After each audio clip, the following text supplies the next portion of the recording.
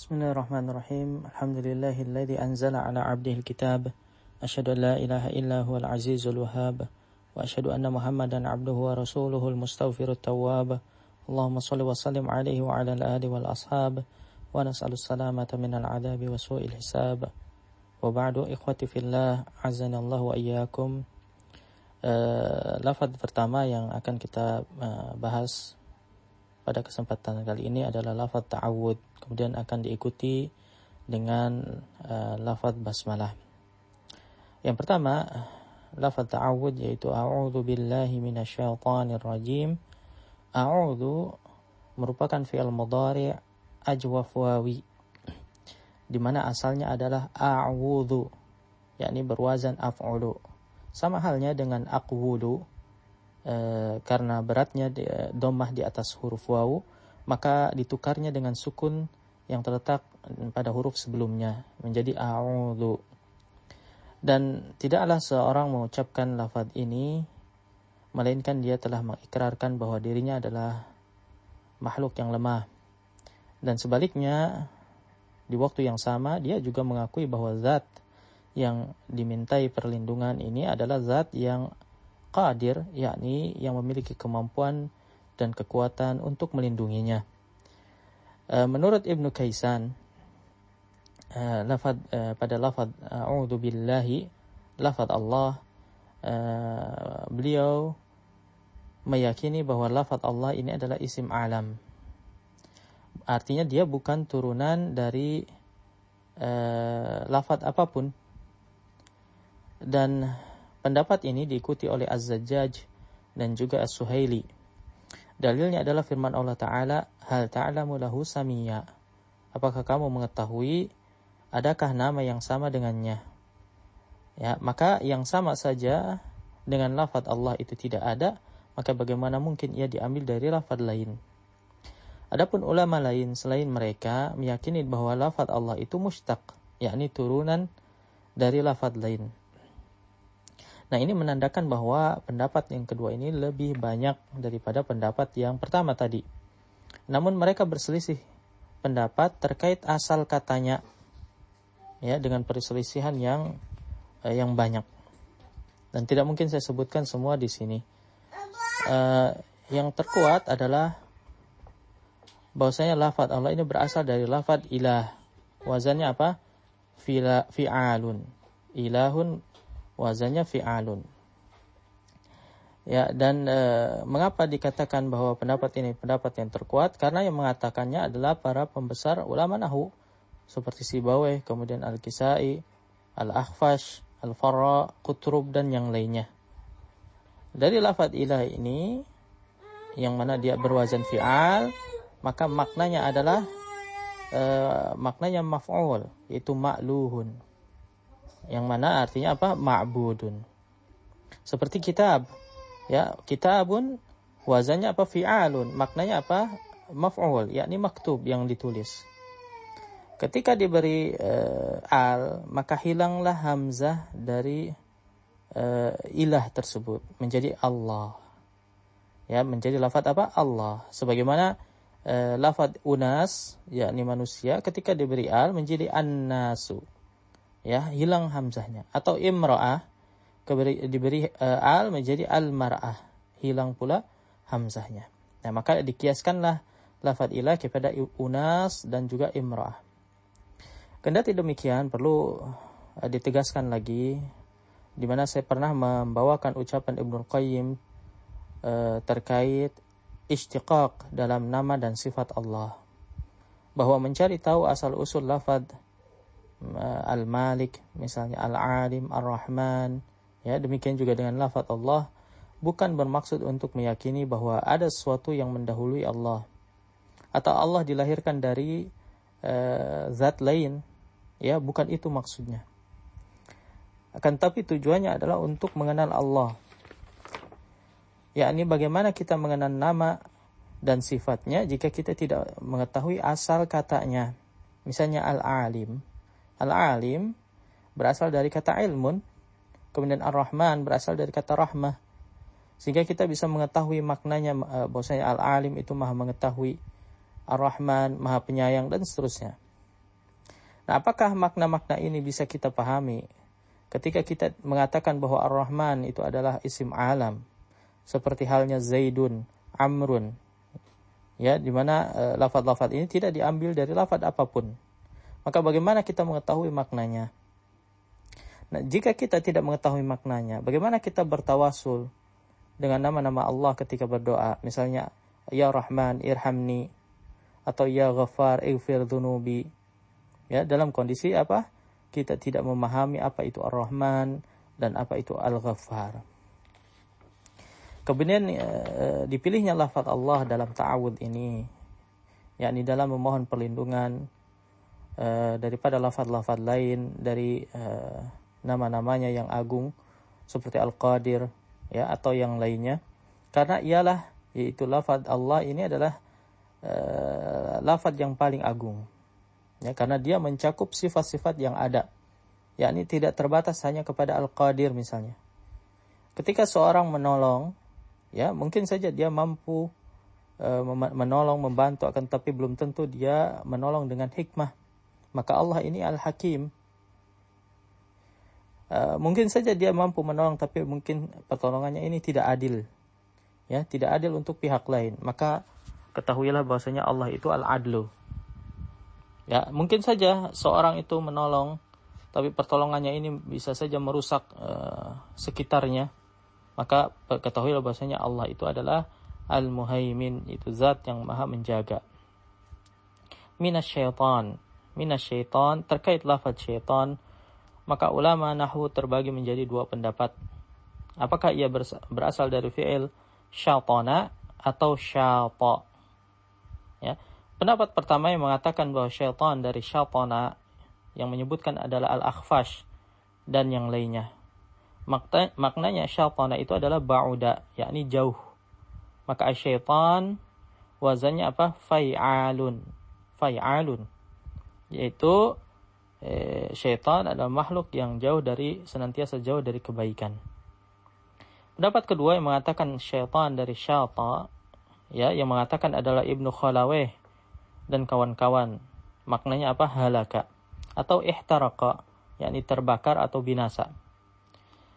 Maka syaitan wazannya apa? Fa'lanu. Ya, fa'lanu. Ya, dia ghair munsharif, tidak boleh bertanwin. Karena dia adalah sifat yang atau alam, ya, nama yang diakhiri dengan alif dan nun. Maka nun di sana bukanlah nun asli, melainkan huruf tambahan saja. Maknanya adalah syaitan, yaitu makhluk yang celaka atau dibakar.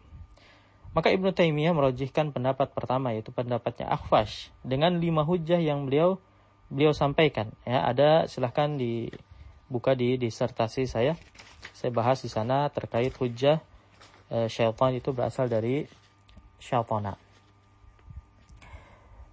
Kemudian ar-rajim, ya, syaitan ini disifati dengan ar-rajim, wazannya apa? Fa'ilun.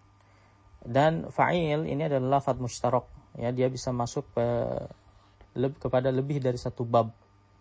Ya, setidaknya ada 3 makna dari ar-rajim. Yang pertama, dia masuk ke dalam bab maf'ul. Jadi rajim artinya marjum, ya, artinya yang dilempari. Ini pendapat jumhur. Ya, sebagaimana firman Allah Ta'ala, wa ja'alnaha rujuman lisyayatin. Ya, kami jadikan bintang-bintang itu sebagai batu pelempar syaitan. Dan kita juga bisa merasakan bahwa pengucapan rajim ini lebih ringan daripada mengucapkan marjum, ya, karena di sana ada waw. Sehingga dipilihlah lafaz yang ringan, yaitu rajim, daripada a'udzubillahi minasyaitonil marjum misalnya. Pendapat yang kedua ini adalah pendapat yang dibawakan oleh Al-Kisai, ya, di mana rajim ini bermakna mashtum, ya, dia tetap maknanya maf'ul, tapi berbeda dari yang pertama karena di sini maknanya mashtum, yakni yang dihardik atau dicela. Sebagaimana ucapan sang ayah kepada Nabi Ibrahim alaihissalam, la illam tantahi la arjumannaka wahjurni maliya.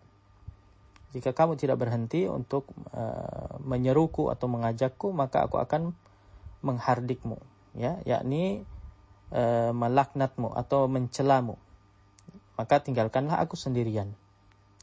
Nah, pendapat yang ketiga, ini pendapatnya Ibnu Katsir. Ya, di mana rajim maknanya adalah isim fa'il, yaitu rajim.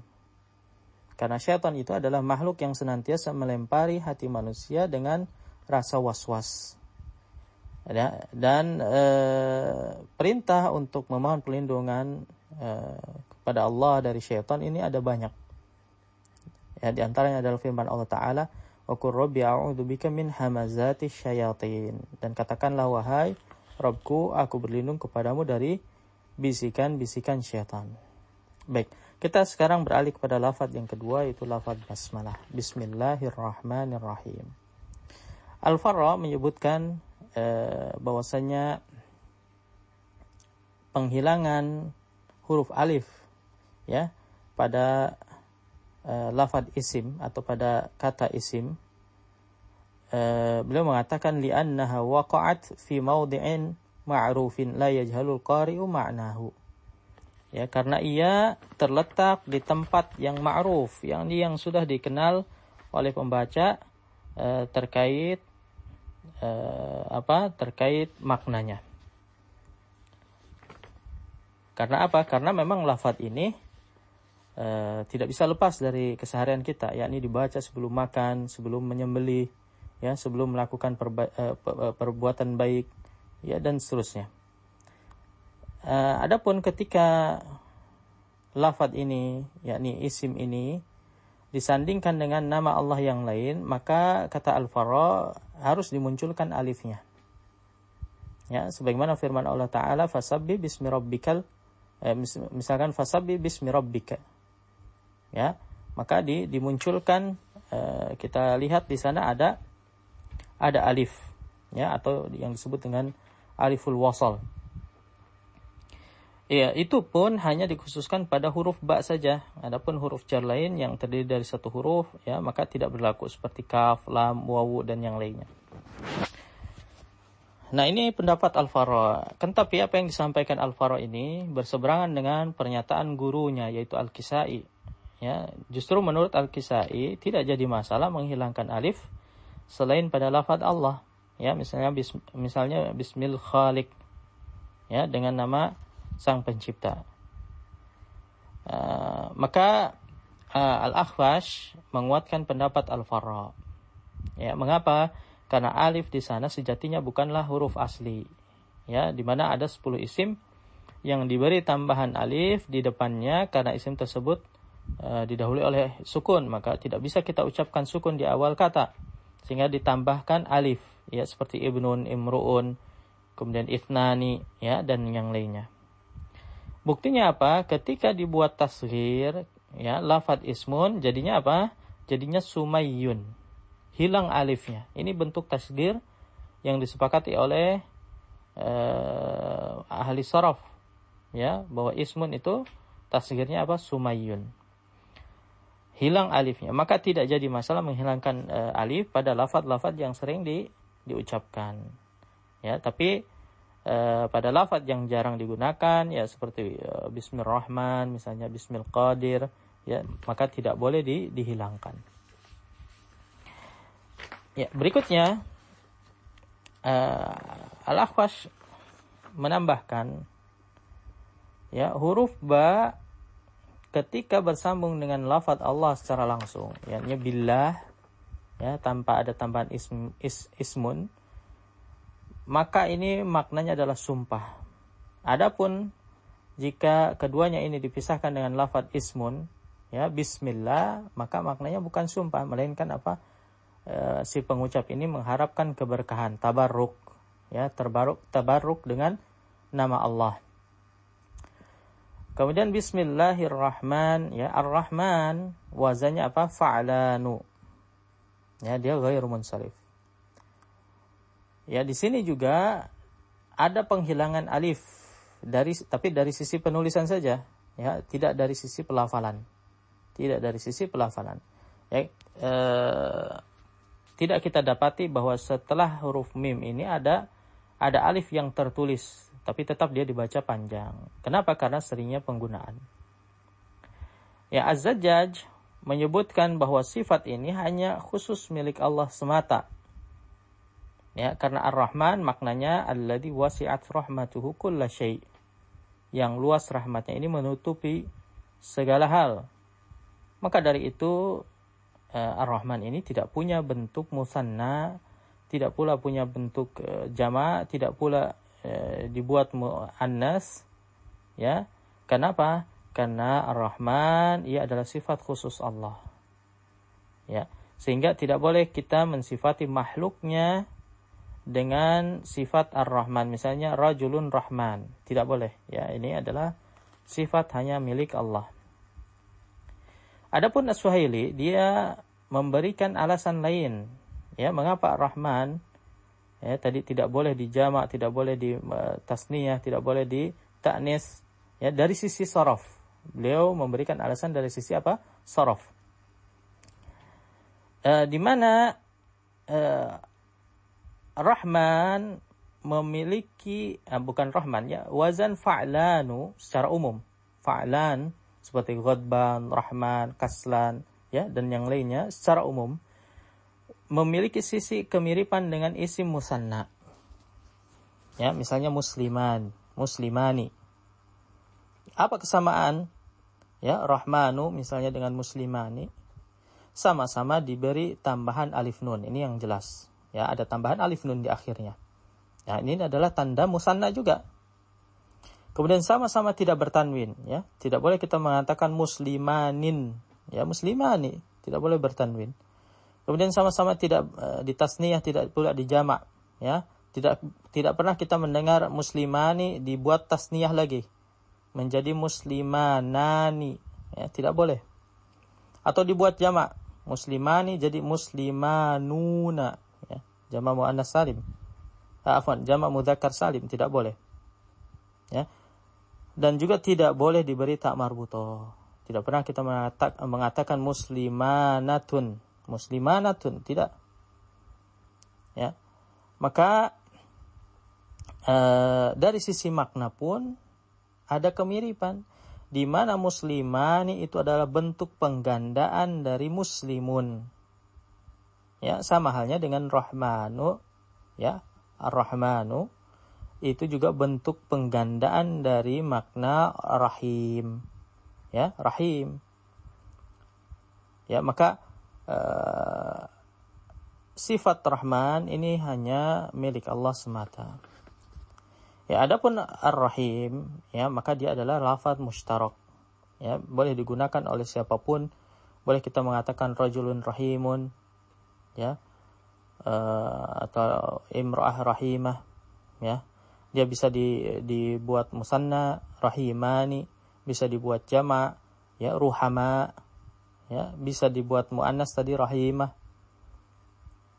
Maka dari itu, karena makna Rahman ini lebih luas daripada Rahim, para mufassirin menafsirkan bahwa Rahman itu kasih sayangnya ini mencakup seluruh makhluknya tanpa terkecuali. Adapun Rahim, maka dia lebih sempit.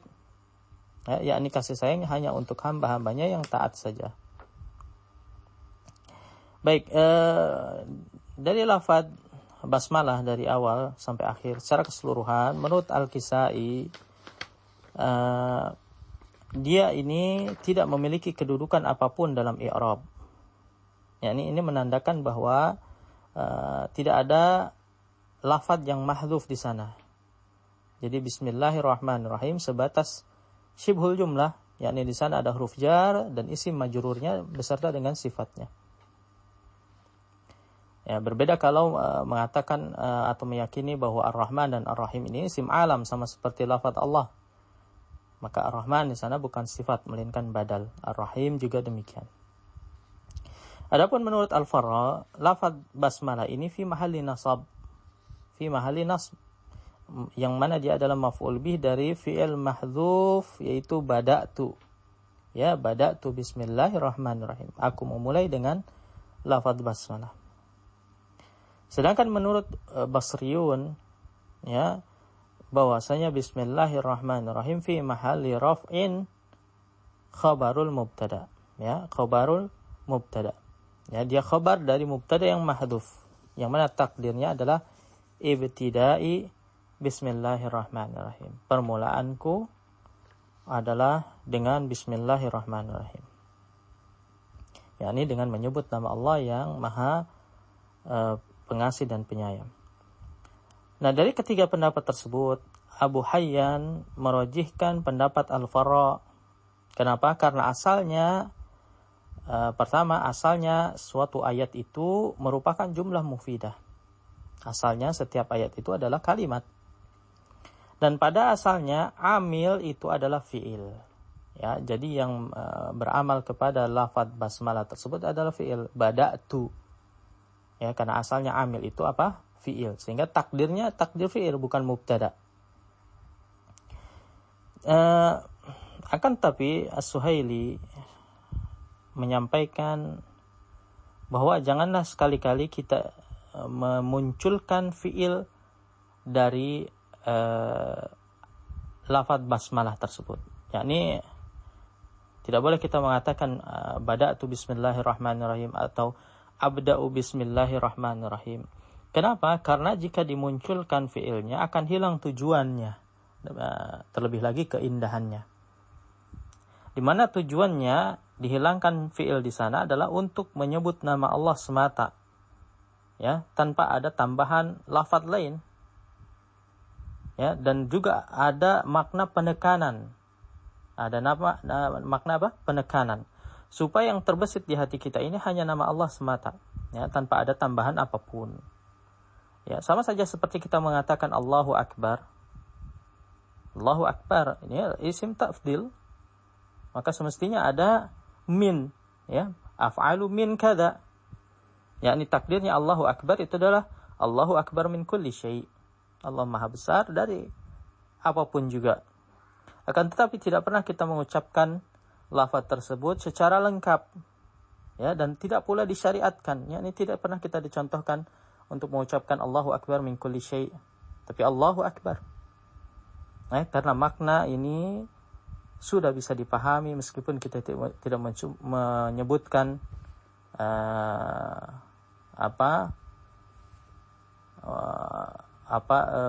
min kada, ya, atau dilanjutkan dari apa, lebih besar dari apa, ya, dan memang tujuan akhirnya adalah agar lafaz Allah inilah yang senantiasa terucap di lisan kita. Ya, Allah taala a'lam, itu yang bisa saya sampaikan. Sallallahu ala nabiyina Muhammad wa ala alihi wa ashabihi wasallam.